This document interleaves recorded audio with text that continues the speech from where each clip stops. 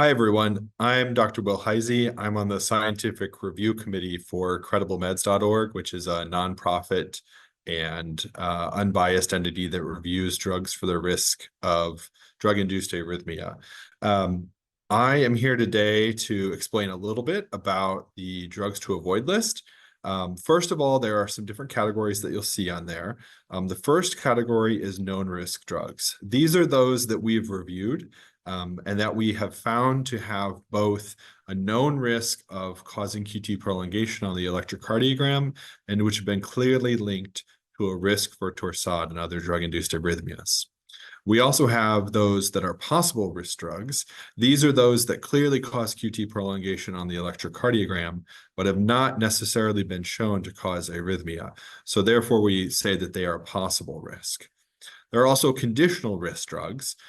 These medications create a condition in which it is possible that an arrhythmia is more likely. That could be something like changing the metabolism of another medication or changing electrolytes, such as calcium and potassium, that are really important to create the conditions for these to occur. The last category is the drugs to avoid list. Now, what we've done is put all of those drugs onto the drugs to avoid list, as well as those that are associated with causing extra adrenaline inside the human system. That particular condition has been shown to be linked to risk for arrhythmias in the past. And so what we want to do is have all of those drugs that are a potential issue. You need to go and talk to your physician about your particular condition because there are at least a couple of dozen of different kinds of known sodium and potassium channel differences in humans that cause arrhythmia.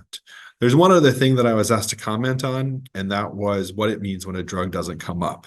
If you search for a drug inside the list, it will either not appear at all, which means that we have never reviewed it. It may be a new drug. It might be a really common drug.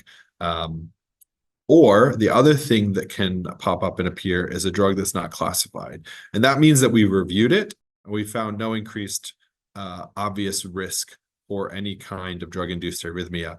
That doesn't necessarily mean that it's 100% safe, but it's the best that we can do in terms of categorizing that.